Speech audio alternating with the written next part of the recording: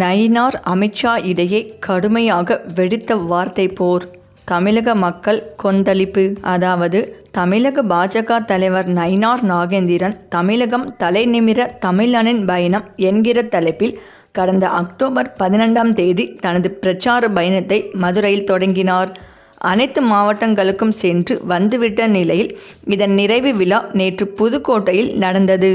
அந்த விழாவில் மத்திய அமைச்சர் அமித்ஷா, பியூஷ் கோயல், மத்திய இணை அமைச்சர் எல். முருகன், பொன் ராதாகிருஷ்ணன், தமிழக பாஜக முன்னாள் தலைவர் அண்ணாமலை உள்ளிட்ட பல பாஜக நிர்வாகிகள் கலந்து கொண்டார்கள். இந்த மேடையில் பேசிய நயினார் நாகேந்திரன், திமுகவால் தமிழக மக்கள் கண்ணீர் வடித்து வருகிறார்கள். அதை மாற்றவே அமித்ஷா வந்துள்ளார். தமிழ்நாட்டில் இருந்து திமுகவை அகற்றி தேசிய ஜனநாயக ஆட்சி கொண்டு வருவோம் என்று பேசினார். மேலும் கரூர் கூட்ட நெரிசலில் சிக்கி 41 பேர் பலியானதற்கு திமுக முன்னாள் அமைச்சர் செந்தில் பாலாஜி தான் காரணம். ஆட்சி மாற்றம் ஏற்பட்டவுடன் அனைவரும் சிறை செல்வார்கள் என்று பேசினார். இறுதியாக அமித்ஷா பேச சென்றபோது அதை அறிவிக்க நினைத்த நயினார் நாகேந்திரன் மைக்கை பிடித்து இப்போது மத்திய அமைச்சர் அமித்ஷா என சொல்ல முற்பட்ட போது அவரை தடுத்த அமித்ஷா, ஹரே பாய், டிரான்ஸ்லேட் பண்ணுறவரை கூப்பிடு என்றார். அதன்பின் அமித்ஷா பேசுவதை மொழிபெயர்ப்பாளர் மொழிபெயர்த்தார். இந்த வீடியோவை திமுகவினர் ட்விட்டர் போன்ற சமூக வலைத்தளங்களில் பகிர்ந்து, நீங்கள் என்னதான் மாநில தலைவராக இருந்தாலும் டெல்லியில் இருப்பவர்கள் உங்களுக்கு கொடுக்கும் மரியாதை இதுதான் என்று பதிவிட்டு வருகிறார்கள். இந்த நிலையில் கடந்த வாரம் அமித்ஷாவின் அழைப்பின் பெயரில் டெல்லி சென்றிருந்தார் தமிழக பாஜக முன்னாள் தலைவரான அண்ணாமலை. அதில் தமிழகத்தில் பாஜக வலுவாக உள்ள தொகுதிகள், நயினார் நாகேந்திரனின் பயணம் கை கொடுக்காதது உள்ளிட்ட பல்வேறு அறிக்கைகளை தலைமையிடம் சமர்ப்பிப்பதாக சொல்லப்படுகிறது.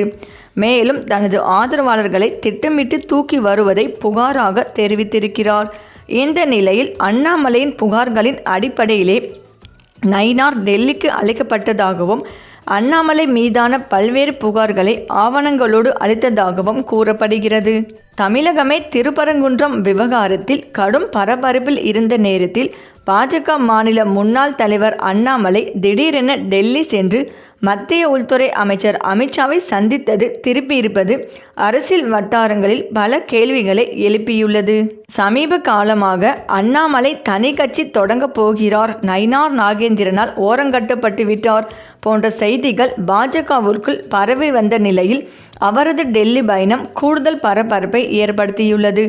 அண்ணாமலையின் டெல்லி விசிட் குறித்து பாஜக தலைவர்கள் சிலர் கூறிய தகவல்களின் அடிப்படையில் கடந்த டிசம்பர் 4ஆம் தேதி திருப்பூர் மாநகராட்சி எதிரான போராட்டத்தில் கலந்து கொள்ள அண்ணாமலை நேரம் கொடுத்திருந்தார். திருப்பூருக்கு கிளம்ப தயாராக இருந்த நேரத்தில்தான் டெல்லியில் இருந்து அவசர அழைப்பு வந்துள்ளது. அமித்ஷாவின் இல்லத்தில் உயர்மட்ட ஆலோசனை கூட்டம் நடைபெற உள்ளதாக தகவல் கிடைத்ததும் தன் அனைத்து நிகழ்ச்சிகளையும் ரத்து செய்து உடனடியாக டெல்லி புறப்பட்டுள்ளார். இதன் காரணமாகவே திருப்பரங்குன்றம் தொடர்பான போராட்டங்களில் அவர் நேரடியாக பங்கேற்க முடியாமல் போனதாக கூறப்படுகிறது.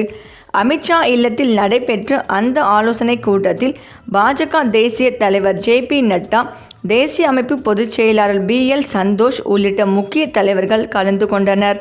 கூட்டத்தில் முதலில் பேசிய அமித்ஷா தமிழகத்தின் கட்சியின் அமைப்பு நிலை மற்றும் கூட்டணி நிலவரம் குறித்து கேட்டுள்ளார். அதற்கு பதிலளித்த அண்ணாமலை, அமைப்பு ரீதியாக பாஜக வலுப்பெற்று வருகிறது. ஆனால் தேர்தலை சந்திக்கும் அளவுக்கு பூத் கமிட்டிகள் இன்னும் முழுமையாக உருவாகவில்லை. தற்போது 62 சட்டமன்ற தொகுதிகளில் மட்டுமே நாம் வலுவாக இருக்கிறோம்.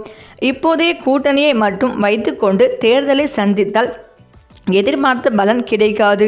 தேமுதிக, பாமக, அமமுக போன்ற கட்சிகளையும் கூட்டணிக்குள் கொண்டு வர வேண்டும் என்று கூறியதாக சொல்லப்படுகிறது. இதனைத் தொடர்ந்து கும்பகோணத்தில் நடைபெற்ற நிர்வாகிகள் கூட்டத்தில் அண்ணாமலை ஏன் பங்கேற்கவில்லை என பி.எல். சந்தோஷ் கேள்வி எழுப்பியுள்ளார்.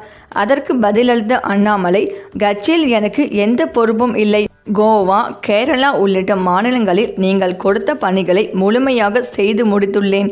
ஆனால் என் ஆதரவாளர்கள் தொடர்ந்து கட்சி பொறுப்புகளில் இருந்து நீக்கப்படுகிறார்கள். கும்பகோணம் கூட்டத்திற்கு முன்பே கூட சிலர் நீக்கப்பட்டனர். இதை சொல்ல உங்களை தொடர்பு கொண்ட போது அழைப்பை எடுக்கவில்லை என ஆதங்கமாக கூறியுள்ளார். தமிழகத்தில் எடப்பாடி பழனிசாமியை கூட்டணி தலைவராகவும் முதல்வர் வேட்பாளராகவும் அறிவித்துள்ளோம். இந்த சூழலில் உங்கள் ஆதரவாளர்கள் அவரை விமர்சிப்பது கூட்டணிக்கு பாதகமாக இருக்காதா என்று ஜே.பி. நட்டா கேட்க, அதற்கு அண்ணாமலை, நானே பல பேட்டிகளில் எடப்பாடி பழனிசாமியை முதல்வராக அமர வைப்பதற்காக உழைப்போம் என்று வெளிப்படையாக கூறியிருக்கிறேன்.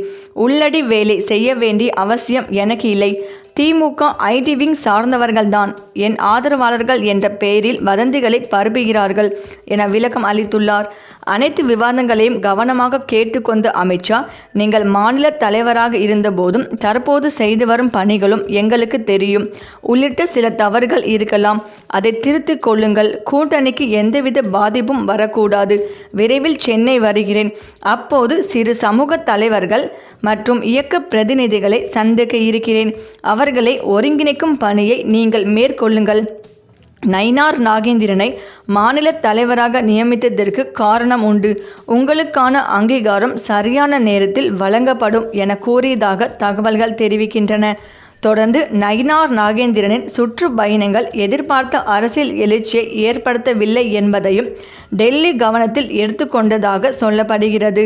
இதன் காரணமாகவே அண்ணாமலையை மீண்டும் முன் வரிசைக்கு கொண்டு வர முயற்சி மேற்கொள்ளப்பட்டுள்ளதாக பாஜக வட்டாரங்கள் தெரிவிக்கின்றன. அண்ணாமலையை தொடர்ந்து நயினார் நாகேந்திரனும் விரைவில் டெல்லி அழைக்கப்படுவார் என கூறப்பட்ட நிலையில் அதுவும் நடந்துள்ளது. டெல்லி பாஜகவின் முக்கிய தலைகளை சந்தித்த நயினார் நாகேந்திரனின் அண்ணாமலையின் புகார்கள் தொடர்பாக விரிவாக விளக்கம் கேட்கப்பட்டதாக சொல்லப்படுகிறது. அப்போது எடப்பாடி பழனிசாமி மற்றும் தன்னை குறித்து கடந்த காலங்களில் அண்ணாமலைக்கு ஆதரவாக செயல்பட்டவர்கள் தற்போது விமர்சிப்பது குறித்து புகாராக அளிக்கப்பட்டதாக சொல்லப்படுகிறது.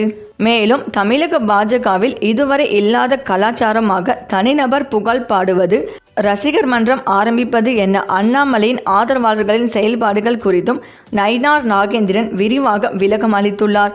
அண்ணாமலை சொன்னதையும் நயினார் நாகேந்திரன் சொன்னதையும் எடை போட்டு பார்த்த பாஜக தலைமை விரைவில் அது தொடர்பாக நடவடிக்கை எடுக்கும் என்கின்றனர். அண்ணாமலையின் புகார்களின் அடிப்படையில் நயினார் டெல்லி சென்ற நிலையில் தற்போது அண்ணாமலை மீது நயினார் நாகேந்திரன் புகார்களை அடுக்கியிருப்பதாக சொல்கின்றனர் பாஜகவினர். இந்த நிலையில்தான் அண்ணாமலை குழுவினருக்கு அதிர்ச்சி அளிக்கும் வகையில் ஒழுங்கு நடவடிக்கை குழுவை அமைத்து உத்தரவிட்டிருக்கிறார் தமிழக பாஜக தலைவரான நயினார் நாகேந்திரன்.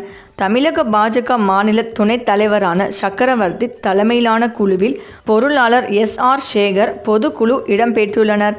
அதாவது சமூக வலைத்தளங்களில் அண்ணாமலை வார் ரூம் என்ற பெயரில் பாஜக தலைவர்களை விமர்சிப்பவர்களை கண்டறிந்து அவர்களை நீக்குவதற்காகவே இந்த குழு அமைக்கப்பட்டுள்ளதாக தமிழக பாஜக வட்டாரத்தில் கிசுகிசுக்கப்படுகிறது. அண்ணாமலை கட்சியை விட்டு சென்று விட்டதாகவும் தனி கட்சி தொடங்கப் போவதாகவும் சமூக வலைத்தளங்களில் யூகங்கள் கிளம்பி வரும் நிலையில் அண்ணாமலை ஆதரவாளர்களை குறிவைத்து அமைக்கப்பட்டுள்ள இந்த குழுவின் செயல்பாடுகள் என்னவாக இருக்கும் என்பது இனி வரும் காலங்களில்தான் தெரியும். சரி, இந்த வீடியோ பற்றிய உங்கள் கருத்துக்களை கமெண்ட்ல சொல்லுங்க. மேலும் இந்த வீடியோ உங்களுக்கு பிடித்திருந்தால் லைக் பண்ணுங்க, ஷேர் பண்ணுங்க, மறக்காம நம்ம சேனலை சப்ஸ்கிரைப் பண்ணிக்கோங்க. தேங்க்ஸ் ஃபார் வாட்சிங்.